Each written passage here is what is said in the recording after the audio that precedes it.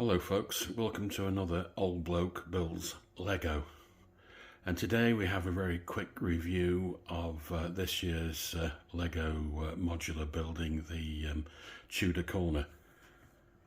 I've just completed this and I thought just say a few words about it, my thoughts as it were.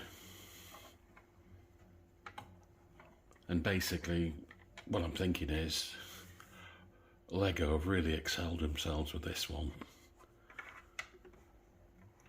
I was a bit disappointed with last year's effort, the museum, the Natural History Museum. It didn't really work for me, and sometimes a model will grow on me, but it's been over a year now and I still look at that and think, no, not for me really, it just hasn't got the magic. This on the other hand, I think is beautiful. It's so quirky, and coming from the UK, there's so many of the features on this I recognise. Not obviously in one place as you've got here, but you know, the essence of it is very British, and it's nice to see that. And when I say British, no, I'm not really talking about the Dick Van Dyke, Mary Poppins chimney sweep on the roof. That's something you don't tend to see anywhere outside of a film, but rather the architectural style of, you know, things like these stone windows, for example, or they're meant to be the stone windows, stone pillar. And there's a really nice quirky feature with this particular set, I think, which is the way they've angled the front of the pub into the street. And that's lovely. Okay, so let's have a very quick look at the floors inside.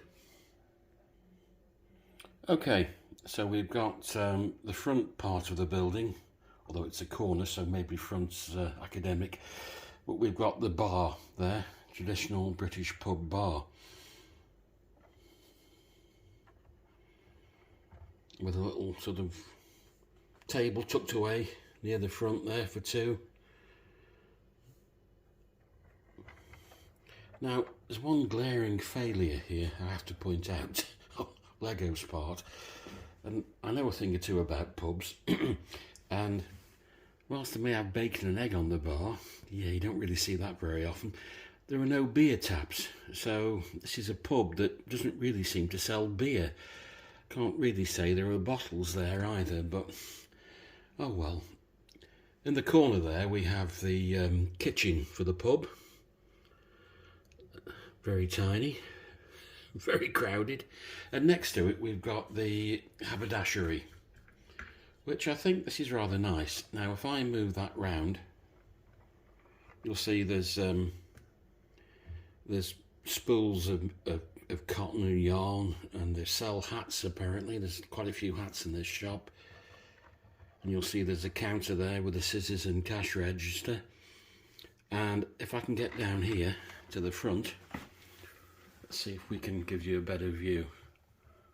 Not sure you can tell terribly well with this, but there's a mannequin in the window. And I do like that sign, that printed sign. All the parts are printed in this set. The haberdashery there, rather nice. These little canopies coming out are good too. Sitting outside.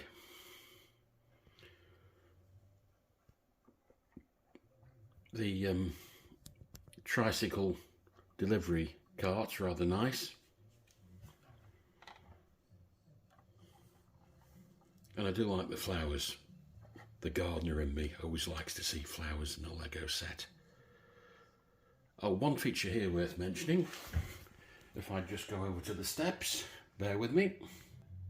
Now you remove the steps like so, and in there, if you can make it out, we've got a toilet under the steps, which is reached via a door in there.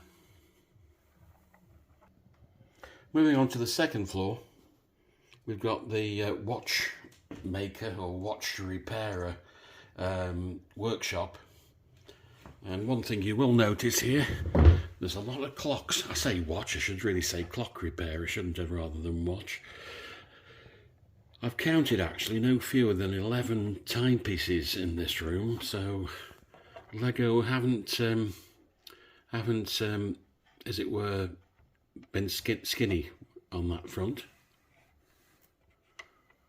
And if you look at the clock repairer's bench, you can see there's a magnifying glass there with an instrument undergoing repair, and you've got the nice little table lamp at the side. And under the stairs, he said, a little bit of storage, and although you can't see it terribly well, trust me, there's a sort of a vacuum cleaner hidden away under there. Right.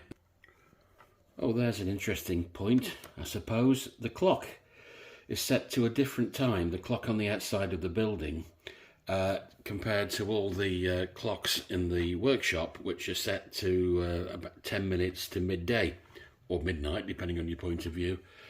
This one is clearly showing a different time, but according to the Lego blurb and the instruction manual, that's the watchmaker needs to fix this clock as soon as he's finished his lunch. So there's a nice bit of fantasy. And then we have the third floor, which is an apartment, and we can see a potted plant, a rug, a rather nice couch, a very simple basic sink in the corner there. There's a pet feeding dish for the cat, some old newspapers. The backstory is this tenant likes the cats, and they also collect insects, which you can possibly see in those glass cases. We also have a bookcase. A sticker, well, not a sticker, it's a print on the wall there. Now, I have to say that even by Lego standards, I mean, they'd be fined for trying to keep a tenant under these conditions. It's a single room apartment. There's no toilet.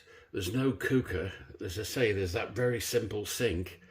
I don't think it would be legal, but hey, I know it's a toy. I get it. Just looking at the outside of this top floor, there's also a nice little veranda there. So they have got that in the apartment, and I do like the way they've done the roof. And this Tudor look, the black and white finish, nicely done. And if you've ever made a sign for a Lego building, I mean the sort of thing that's included, like on the Lego fire station where they have 1932, and you sort of make the numbers, as it were, out of the Lego pieces in the build. It's a very similar sort of thing to that. How they achieved this Tudor building black and white look. Okay, and then it's just a case of dropping the roof section on, complete, as I say, with the Core Blimey Mary Poppins minifigure. And that goes on like so.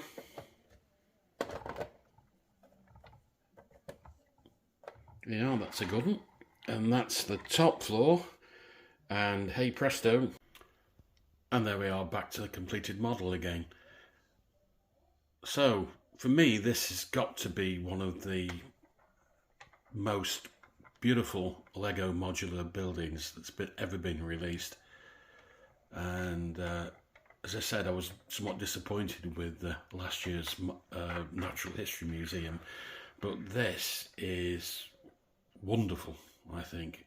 I just love the colour, the style, the building, the interior. I'm not that big on Lego interiors because I don't tend to look at them once I've built them, but even that, they've really, for me, just excelled themselves with this particular model. And now I've got to try and find a space in my ever increasingly crowded Lego city to make room for it, I guess.